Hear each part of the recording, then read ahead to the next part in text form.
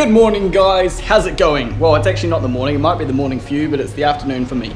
So it is 12:46, I am partway through the job, which is right here behind you guys in front of me. The reason I didn't start filming from the beginning was because my battery in my GoPro was actually dead. I didn't charge it up last night, that was my fault. But the other reason was because I decided this first part that I'm doing is actually just a whole lot of fabricating, wood cutting and filing and measuring and getting everything to fit. And I didn't want to bore you guys with just me getting in the car, out of the car, in the car, out of the car, in the car, trying to make stuff the right size to fit. But now I'm ready to start filming. I'm going to show you what we're doing. So this behind me is a Mini. It's a 1979, it says on the registration, Keyland Mini 1000. So, what am I doing to this? Actually something slightly interesting, not a stereo, but I am doing two speakers and an amp. The girl who owns this car, she's a really lovely girl, she doesn't really care about the radio or Bluetooth or anything like that. She has all of her music that she needs on a little iPod Nano, so all she needs is an auxiliary input to some speakers. So what we're doing is, I've got a flush mount auxiliary port here, which I'm going to mount somewhere near the dash. A really good quality auxiliary cable that we sell. These are tough tested brand and they're like braided and stuff and they're super high quality. So those two are going to connect straight up to Rockford Fosgate Punch 2-channel amplifier, so PBR 300X2. This does 150 watts by 2 at 4 ohms. Really good quality amp. Not the Power Series one, unfortunately, we couldn't stretch the budget, but the Punch Series still just as good. And the speakers, obviously the go-to 6x9 for us here at Audio Sound, Alpine Type R 6x9s. Really awesome speakers. So where is it all mounting? Okay, so you're about to see what I've been doing pretty much the whole morning, you know, getting them the right size. Oh, there's no seat on the passenger side here, by the way. So here's the back seat, all bare and stuff. Down here, I've made myself a couple of wooden panels, which, like, under the seat is like an empty cavity, and I've made these panels up which just like wedge into those holes. Some screws along the top to secure them. Obviously the 6x9s are going in there, firing forwards. The amplifier I'm also going to have hidden in behind under there. Being that it's a Punch Series small amplifier, I'm not worried about heat. They get hot because they're good little heat sinks, but they don't need a whole lot of airflow. That's why they're so small. If they needed a lot of airflow and, you know, air to keep them cool, that'd be a bigger amp with a bigger heat sink. But it'll be fine. So that's where the amp's going to be hidden under there. The RCAs, you can just see them just there. RCAs are already actually pre-run. I handed a set of RCAs over to the upholsterer before he laid the carpet down, so they're all the way along under the carpet and they're popping out just here, and I'm going to do something with that auxiliary port up the front. So yeah, that's pretty much what I'm doing. I've finished with making those panels up. They look really good in there, I'm happy with them. So they're wedged against the carpet along this surface, obviously that center bracket and the sides here, on a slightly downward facing angle. That's not going to be a problem though, because the 6x9 inch woofer is going to have no trouble getting the sound around in this vehicle, and also the tweeter on these speakers, as you may know, can be angled upwards, so I'm not worried about that. It's going to sound good. I'm going to also put some sound deadening inside there as well, just for like this piece of metal here. I'm going to do that underneath, so that's going to prevent that from rattling and vibrating. The power for the amplifier, the battery is literally right behind where you see me pointing, behind that hole there where the seatbelt bracket is. So the battery, I'm just going to get a power wire to come through that little hole that's already there, go down in a new, this is something the electricians or the mechanics have done, I'm not really a big fan of it, but I'm just going to leave that there and do my own hole for the power wire and stuff go through. And obviously I'll put it in conduit and stuff so that it's protected. And that's, yeah, going to be it. Oh, I just realised, how are we going to turn the amplifier on? It needs to have a switch. I'll figure that out. But yeah, anyway, so that's what's happening for this car. What am I up to next? Next, now that I've finally got these panels made up and fitting, I'm going to start working on the amplifier wiring. So I'm going to get the amplifier mounted in there, get some power wires run through to it, and also look at doing the sound deadening. Actually, maybe I should do the sound deadening first, since I have to heat the metal up to make it stick nicely. I think I'll do that first. Let's put some dynamite in there. There we go, fix the remote wire issue. Yeah, I totally overlooked that when I was giving the RCAs to the upholsterer to do. So I've quickly just run a remote wire under the carpet with all the rest of the wires. That'll reach to wherever I want to put the amp. And I've got it popping out over by the steering column here, because I'm going to hook it with a fuse to the accessory point on the key barrel, so she can just turn it on and off with the key. that'll work. Back to what I was going to do, which is sound deadening. Okay, ready to do some sound deadening. I've got my pieces cut out. So I've got 2 pieces for the back, 2 pieces for the top, some side bits. I've got a sound deadening roller, custom Dynamat one that I made. Yeah, I haven't gotten to use this yet. I'm stoked to see how it works. And some wax and grease remover. So I'm not gonna bother with the heat. I don't think it's necessary because it's quite hot here anyway today. It's 23 degrees Celsius. So I'm going to wax and grease remover all of this metal and go from there. I decided to go with Focal sound deadening, Focal BAM instead of Dynamat, because this stuff has the acoustic foam on it, which is going to absorb back waves and make it sound much better in my opinion, since it's a speaker enclosure. And this way with this stuff I don't have to worry about putting Dacron and all sorts of stuff inside the hole. So that's what I'm going to use. In fact, I just realised I'm going to have to cut a piece out of one of these to allow for the amplifier to mount somewhere. But I'll come to that when I cross that bridge, you know. Cross that bridge when I get to it. Okay, what do I want to do first? Probably the back, I think. And this wax and grease remover is designed to, like, it's very alcoholic, designed to clean the whole surface so that there's nothing, no dirt or grease or anything like that on there, which is going to prevent the sound deadening from adhering properly. Just a quick rub. Oh, it smells. I'm going to get high in here. Woo. Easier to clean it all at once probably rather than doing sections. You can see I've put the vivid mark there, you might be able to see it down the side here, so I knew how big a piece I needed to make. Okay, let's do the back piece. Okay. Get the roller, which I put down where here. Ooh, that feels good. Ooh, yeah. Ooh. There we go, that's one piece done. Let's do the side piece now, since I've already cleaned that. Can you guys see what I'm doing? I'm not even sure. Let's put this side piece on.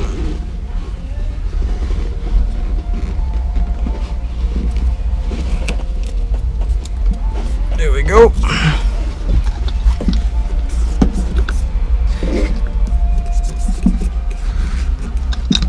Okay, that's that piece done. Now the piece that goes underneath, up here. Okay, I want this all the way at the back. Come on, further back, please. This is actually quite hard. Ah! Oh. There we go, I think that's a bit better. This piece may be a bit big, I might have to take some off for the wood to fit back on, but we'll see. That sounds definitely a bit better. Hopefully does this piece of wood still fit though? Let's find out. I think we're good. Yep, I can still make those screw holes line up. That's sweet. Don't need to trim it. Okay, now the other side.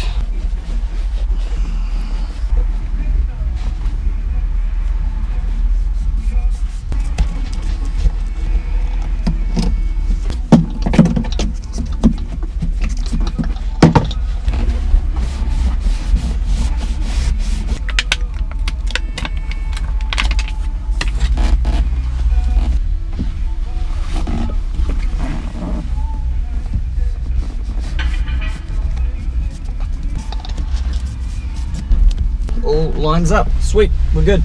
Sweet, that's the sound deadening done. Okay, so now that I've got the sound deadening done, I need to work on this amplifier. I'm going to run a piece of power cable, 2-core power cable from the battery straight to the amplifier. So what I need to do is figure out where the amplifier is going to go first. We know the RCAs need to be able to plug in like that.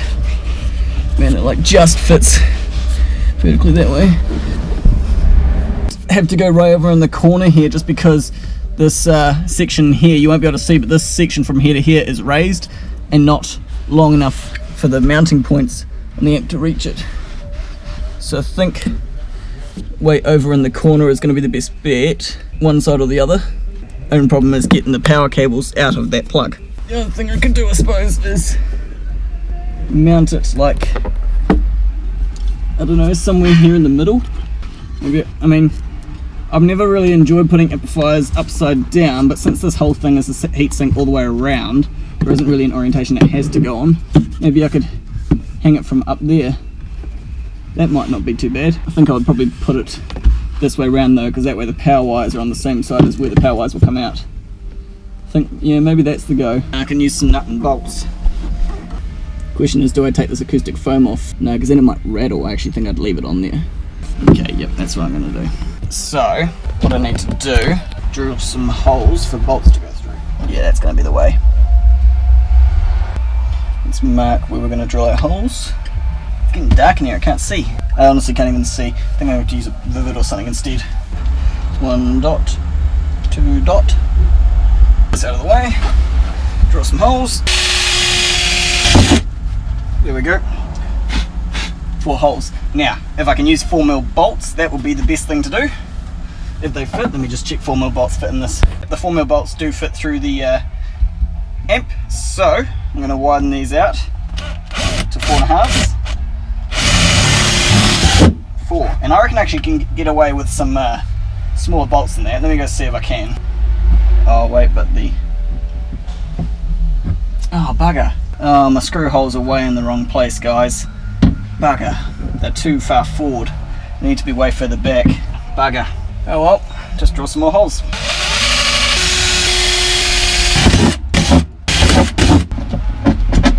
3,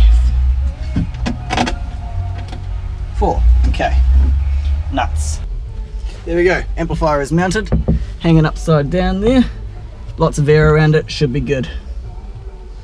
And here's the power plug that just, check that still plugs in there. RCA's plug in there, the tuning stuff's on the other side. Okay, so that's that. The cable tie, yeah, I think it will. Okay, amplifier done. Now I can get, well, not done, but I need to get some power wires through to it. There's the remote done. I'm going to run some 2-core like 12 or 10 gauge through that hole, through another hole, and plug it into the amp. It's just started raining outside, so it might get a bit hard to hear me because of our tinny roof. But the amplifier is rated for 30 amps off the battery, so I've got a 30 amp fuse here, just a little blade one. And I've actually had this cute little Rockford Fosgate blade fuse holder in my spare stuff pile for a while now. I've been thinking about using it, and so I'm going to use this because I'm using Rockford Fosgate amp, so why not use a Rockford Fosgate fuse holder? Yeah, that'll be cool. And I'm using some of this nice red and black T-spec 12 gauge subwoofer cable as the power wire.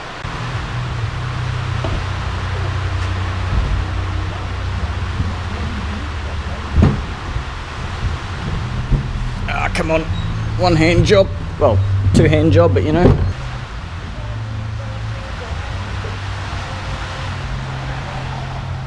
So there's the battery, and there's that hole right in front of it that I was talking about using. Which side of this is positive? That's obviously the negative because that's the ground. But this battery doesn't actually say what side is positive, does it? It is in there. Now this fuse holder crimps on. Okay, so my Rockford Fosgate thing I think is just broken from old age. What I'm going to do instead is solder it, I think. Yes, it's just broken at the bottom, so I'm going to use the hot soldering iron and put some tin in there. I know, it's ridiculous, eh? Well, maybe it is.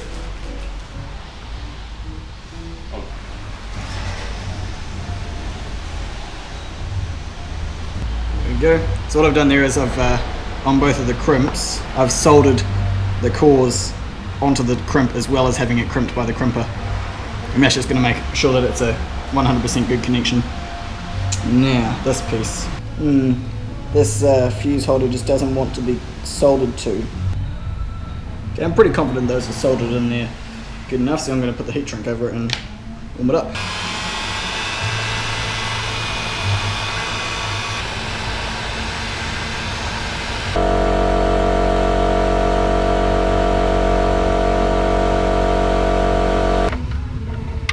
Now we've got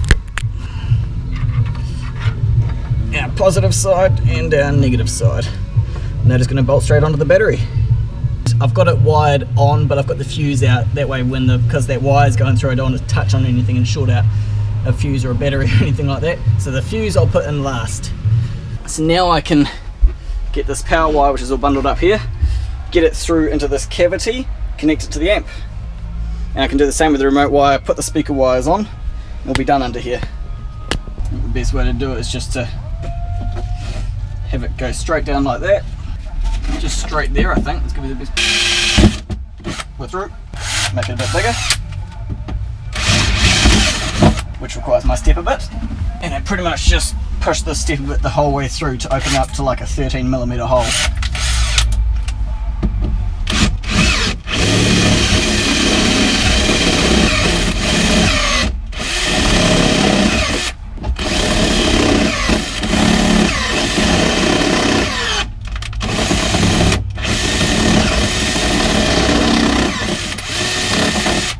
Ooh, is this conduit going to be big enough? I think it might just be. You know what I think I'll do instead, because this conduit just isn't quite big enough? I'm going to wrap the sections of this cable in fabric tape instead, because that's going to prevent it from chafing.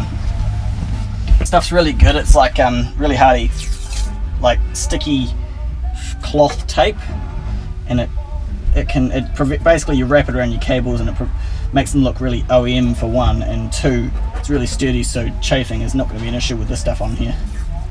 Because that's what I'm trying to avoid, is the wire rubbing on this metal ridge edge here and chafing a hole into it. I think I'll just wrap all the way. I'll go back a wee bit as well, just so that area gets a double layer. There we go. Poke this through here. There we go. Now that cloth tape is protecting it against the possibility of chafing. Now that I've done all the drilling and stuff I need to on top of here, I think it might be a good opportunity or a good time to get the vacuum out and clean that section. And then what I also need to do is I'm going to try and put some screws from under the car up into the wood to hold it steady. But I'll still need to get this wiring thing finished about there. There we go, there's the positive and negative wired into the plug. Now the little remote.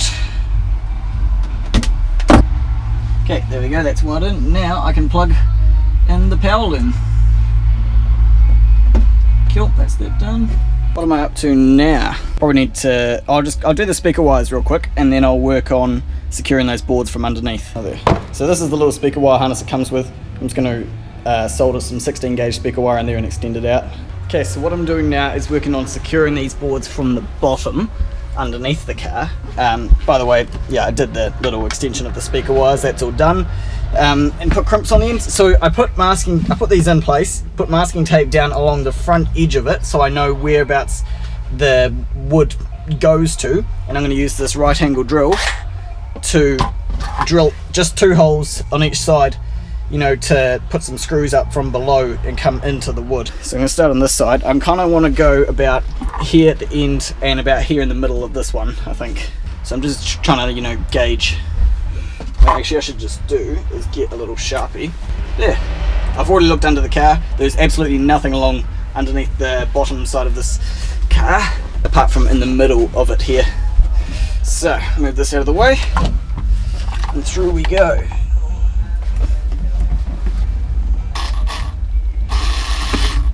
Through the carpet. Actually, I wonder if I'm better off lifting this carpet up a wee bit. Oh no, I can't.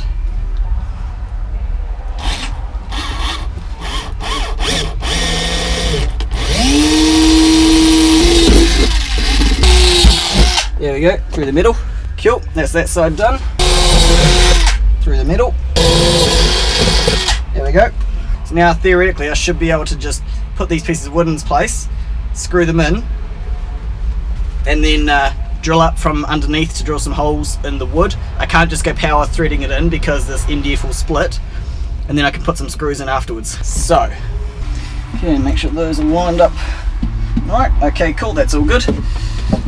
So now those are in, I need to now come from underneath and drill through the holes I've made into the wood.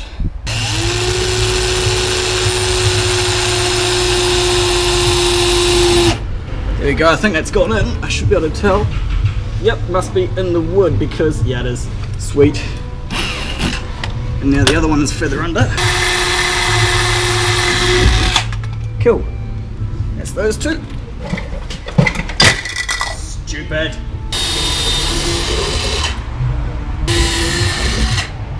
So now, I wonder if I'm better off taking them out first, or if I should just put the screws in feel like I should just put the screws in and be done with it. I think I'll put some screws underneath, get them all secured, and then get Mark and see what he wants to do for it. Okay, I got the 4 screws in from underneath. As you can tell, those panels ain't going nowhere. 1, 2, 3, 4. I think I might leave those bits of tape there just in case I do have to take the bits of wood back out for some reason. But I think now it really is time to do a vacuum of this back section anyway, because now I need to start looking at getting this remote wire hooked up to accessory and these RCAs to the auxiliary input. The other thing I just realised is I haven't tuned the amp yet, but I may be able to do that through that hole there. There isn't really much to tune, it's on all pass and I just need to turn the gain up or down. Okay, so I've got those walls in, they're pretty much done apart from being upholstered. Gave it a vacuum. What I think I need to do now is work on the auxiliary point and the stuff up the front. That way everything is done when I take it over to Mark and it doesn't have to come back and forth any more times. So this here is the auxiliary thing that I have. Right, so it's basically just a flush mount auxiliary socket, and I can either mount this hanging or I can have it flush mount through a surface, but there isn't much surface to go through, so I think I am going to hang mount it. The only thing I don't know what I want to do is if I want to, you know, cut it and solder it to the RCAs, or if I want to just get some double-end connectors and go that way. Let's have a look at where this could go. I might sit that chair back down so I can see what I'm doing. Where would she like this to go? There? I actually wonder if she would like it on the right hand side.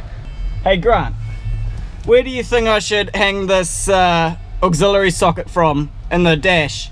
Do you have any tasteful ideas? I suppose I could have it up on top of here somewhere. No, it's either like that or up there somewhere with the wire ducking down backwards. Maybe over on the right hand side. Don't know. What do you think? Have it. Can I just say on record anytime I do tell you something you don't listen anyway? Well, I'm open to all ideas. Yeah, you never listen.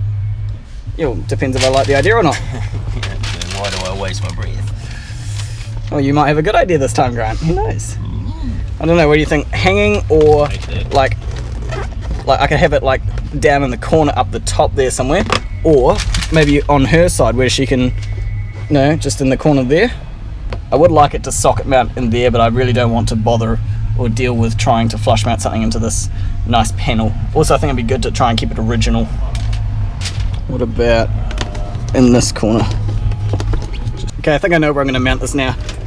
Underneath here, there's some metal just here. I think I'm going to mount this up like that, where it's kind of out of the way, which makes sense because that's why I went for the socket and cord method as opposed to just having a cord stuck out somewhere where it's handy.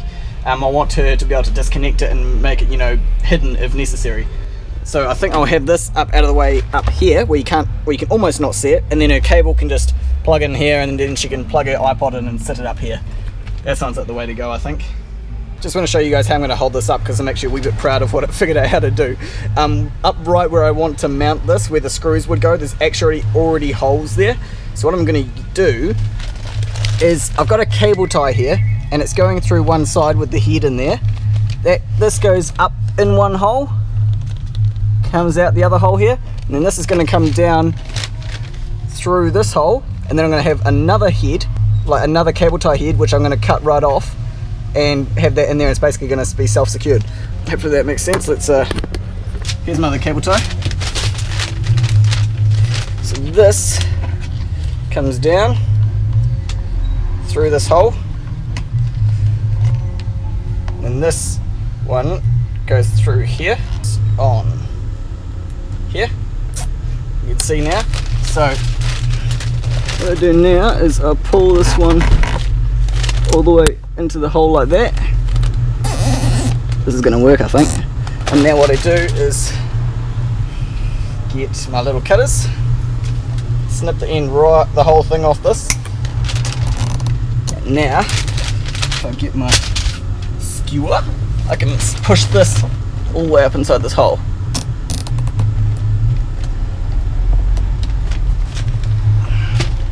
And then I can cut the other piece off like that. Sweet, that's not going anywhere. I'm actually really happy with how that turned out. That was a good idea. Well done me. So now all I have to do is connect these two to these two, and this is the debate. Do I cut and solder, or do I just get some connectors? I'm tempted just to go down to the electronics store and get some connectors so that I don't void any warranties or have to break anything. That'll probably just be the easier way to go, and then I can bundle it all up and tuck it up in this gap here or something. Yep, I'm gonna go get some connectors. Be right back.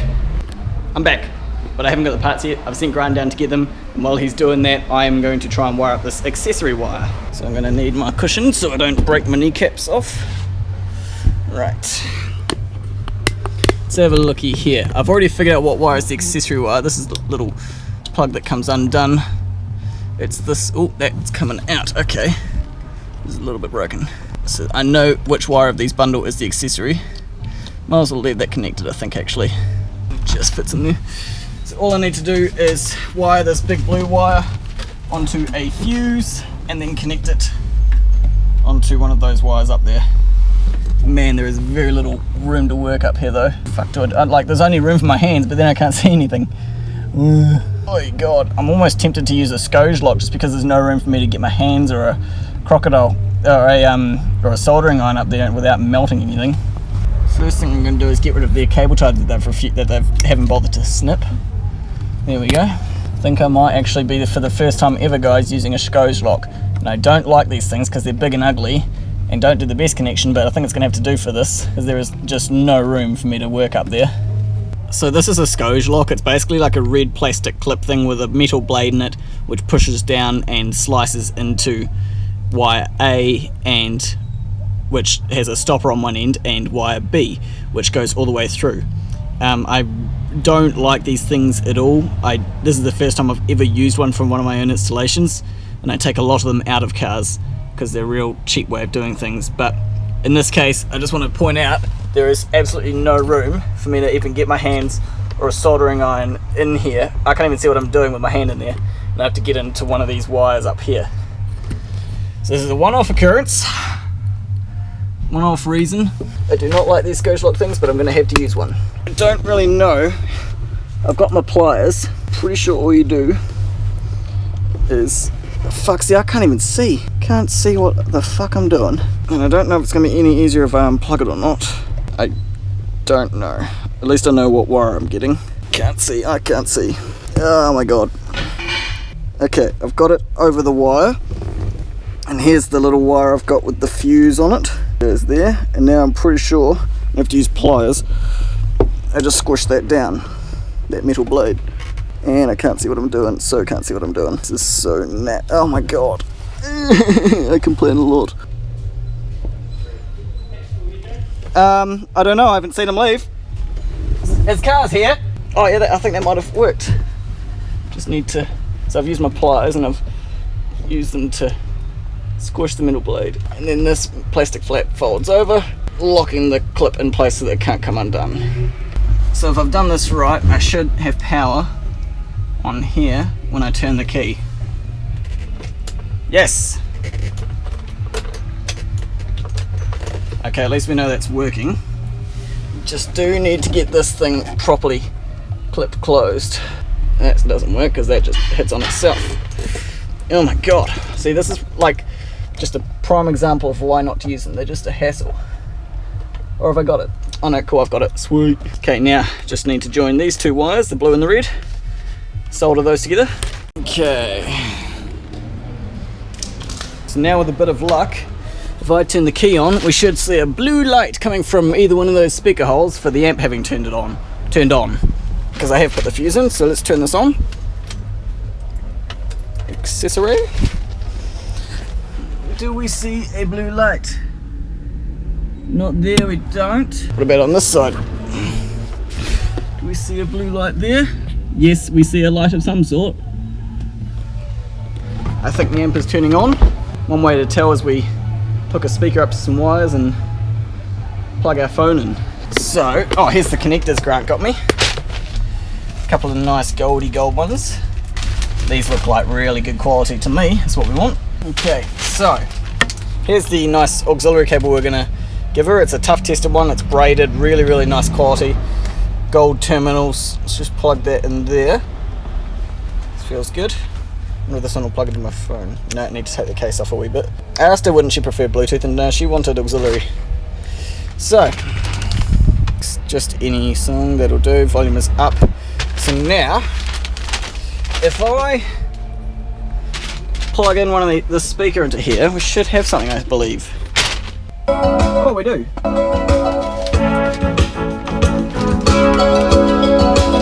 Yes, that one works. Yep, that one's working as well.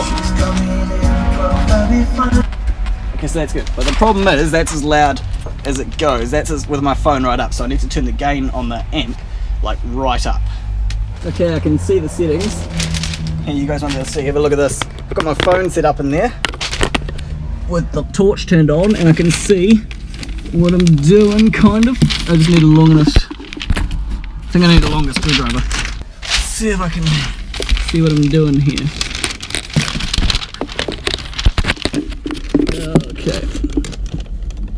Oh yeah, I see my screwdriver. Now gain is that one there. Let's turn that up, like all the way. It can go all the way up to max because we're dealing with a phone level input, not a preamp. There we go. If we get our speaker and plug it in. So now I want to turn my volume all the way down. That's more like it.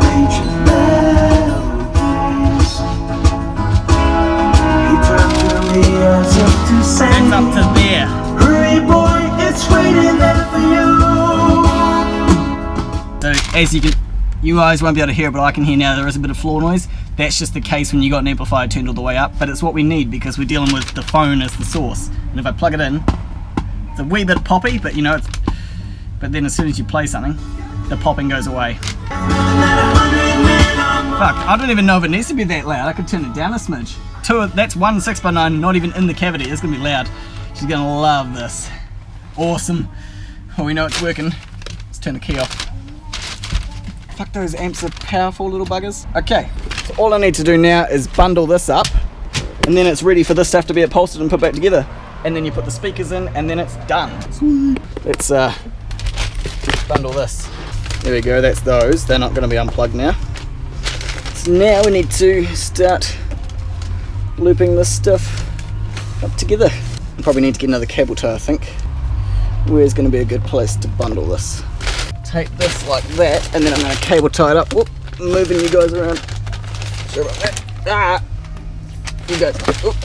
Ah, this is a really awkward little car to sit in. The thing about car audio installs, you don't realise it, but we have to be good at yoga and shit like that and be flexible. Okay, there's that. Now I'm going to cable tie this nicely to that rail up there, which I will show you once I have done it. Okay, so now I can show you. Up there behind this heater duct you can see got the rest of the RCAs all cabled up, tied up there. They're not going to go anywhere. Done. Okay, so where we're at now, I just spoke to Mark the upholsterer who's done all this, and the seats have yet to go in. So I'm going to take these back out, carpet them, and then reinstall the panels.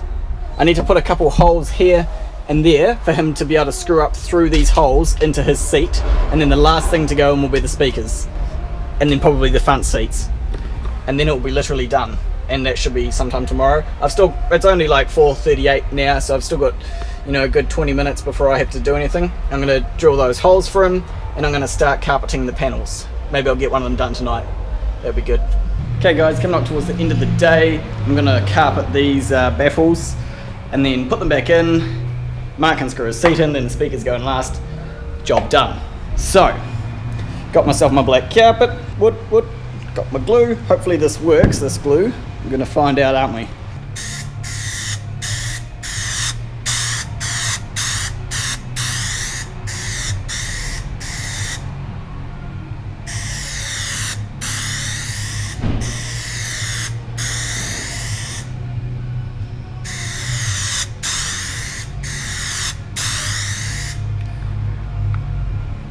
And we wait for this one to just wait a few seconds while it goes tacky.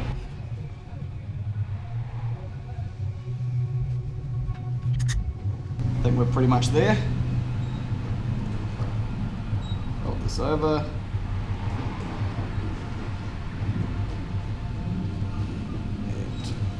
And down. Here's one.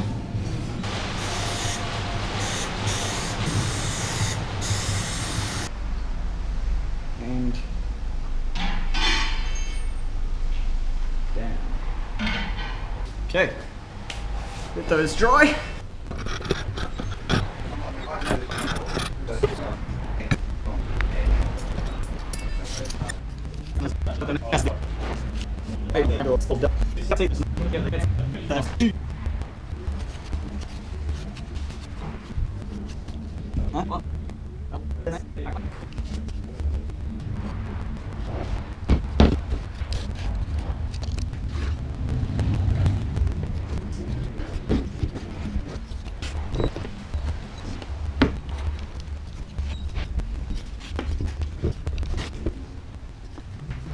Okay, got the two things carpeted up. You'll notice that I've left this edge untrimmed because that's going to wrap over the metal and down.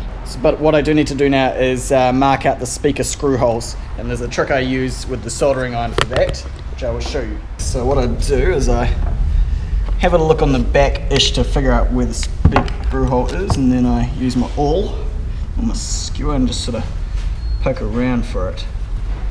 Once I find it, so with the soldering iron, just stab the hole, and what it does is the heat of the soldering iron like melts the carpet around, exposing the hole, making it easier to see when you're doing the screws for the speaker. So now the screw holes for the speaker are much more obvious. So what I can do now is I can put these back in the car, get them secured, and then it's ready for Mark to put his seats in. Hopefully I've left enough flap to cover up the excess metal. So this one goes... Oh, that's right, I remembered I was going to carpet this little thing. That's probably something I should do. Okay, what I'm going to do first, I'm just going to carpet this little section, or try to, and I'll go from there. A little section carpeted just with a spare piece of carpet wrapped around there. The glue worked really well, actually holding the metal to the metal. So what I'm going to do now is try and get these boards in and mounted, and that way all of my work is done until I need to put the speakers in. So that's what I'm going to get done now. Extra carpet on there. Ooh, it's close.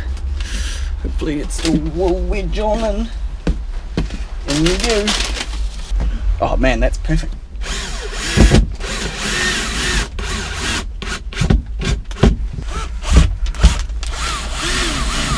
I'd like to try and get the bottom ones in there. This is the harder part. Please be going in the wood. Is it in the wood? Yes, it is in the wood. Awesome. Another one. Sweet, that's that one done. Hopefully that screw is also in the wood. Is that? Yes, it is. Cool. Now I can finally take this piece of masking tape off. Put that one in there.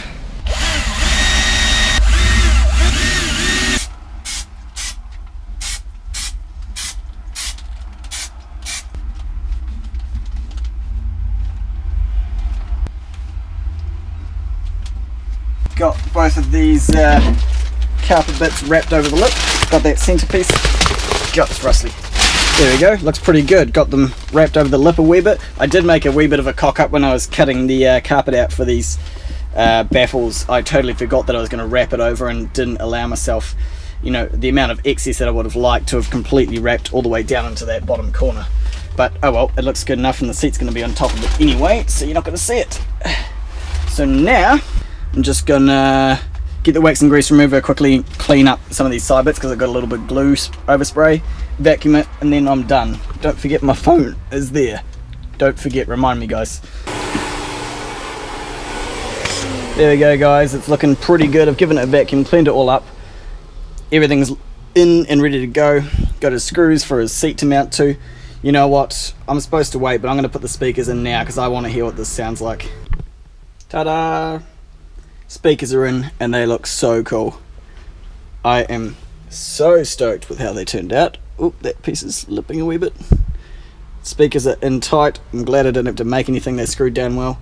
Let's plug my phone in and have a listen and see how this bad boy goes.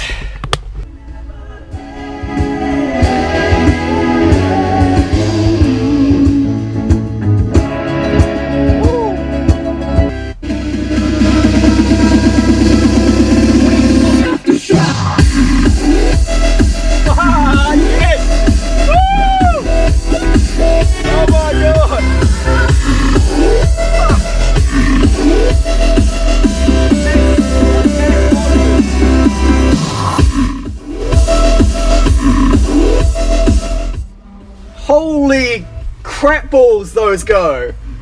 Oh my god. Man, this is why we always use Alpine Type R 6x9s for all of our 6x9 jobs. I know I like Focal better. I definitely think that they are better speakers. I love Focal, but fuck, these 6x9s are awesome. These 6x9s are crazy, and that's not even all the way up. I've got the gain on the amp turned all the way up to account for the fact that we're using a signal coming from like a little device. Who knows, maybe my iPhone has a slightly higher output than her iPod, which will be a good thing which will mean that having the gain turned all the way up will be a good thing. But holy shit, like...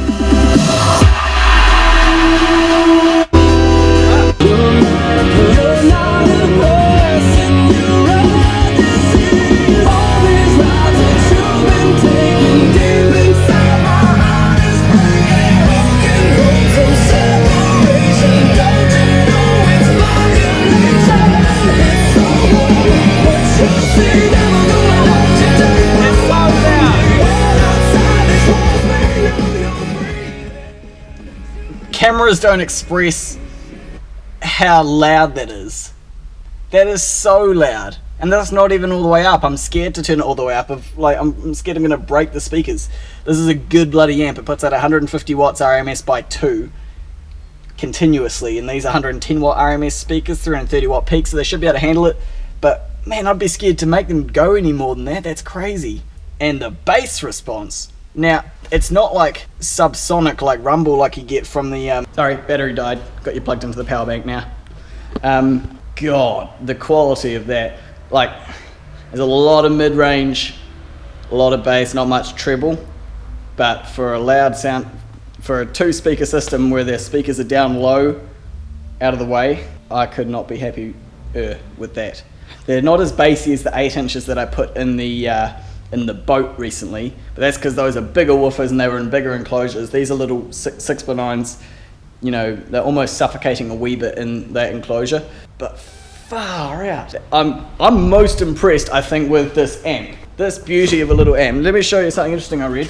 Here's the birth certificate that came with. This is why I love Rockford Fosgate and I will always use them. Rockford Fosgate is so modest with their power ratings. Let's see, PBR 300X2, rated power 300 watts, okay. Total RMS power, because they put each one of the amps on a dyno before it ever gets shipped out. Total RMS power is 361 watts RMS. That's pretty decent. That's 170 watts per channel. The maximum power, 1084 watts. 1084 from an amp that like smaller than this box. From an amp the size of my hand. 1000 watt amp. Peak power obviously, but far out. Well, I've had my fun. I plugged the speakers in, ran them. I know that they sound fucking awesome. I have to take them back out. I won't do it tonight, I'll do it tomorrow after I've shown Grant, because I know he's going to want to hear that. I'll take the speakers back out tomorrow. Actually, I might just get Mark to come over here with the seats and he can drop them in and call it a day. And then I'll put the speakers back in and they sound good. Okay guys, I'll see you tomorrow. How's it going guys? Next day. All the seats and everything are in, they're looking really nice. And let me just get in here for a second. So, this is what the upholstery looks like. Mark has actually done a really nice job. He's done the headlining, like the all brand new roof, brand new sun visors. Obviously all the carpet, the door cards, the rear door card, well they're not doors, but the rear quarter panel cards. The seats are looking really nice. You can see just underneath, if I get my torch out, you guys should be able to see. There's the speaker sitting nicely underneath the chair there. And the other one. Amp is around about there somewhere. And up the front, it's a wee bit dusty. I think I might give it a wee bit of a clean for her. Got our aux cable, a nice tough tested one. Auxiliary point just down here. So I put the speakers back in, and I've also turned the gain on the amp down a few notches, because what we were getting before was quite a bit of floor noise just from turning the car on. You guys wouldn't have been able to hear it over the camera, but floor noise is when you turn an amp on and when you've got no audio playing, you can hear like a sound, and that's just like the gain on the amp being turned up so much that you're actually hearing random noise coming into the signal and coming out of the amp. coming into the signal side of the amplifier and coming out of the speakers. And so by turning the gain down, that reduces that, and so now there's no floor noise if she's got no music playing, which is good. And also because, to be honest, it was ridiculously loud before. I was too scared to turn it up to max for fear of blowing out the speakers or something.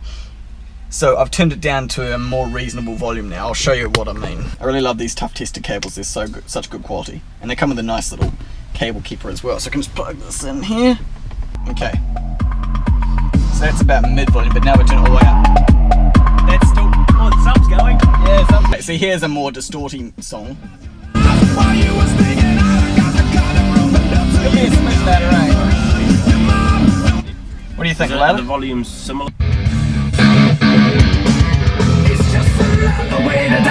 That's the volume I've got it at now. Sounds pretty good, I think. Yeah, I think I could probably put it up a smidge.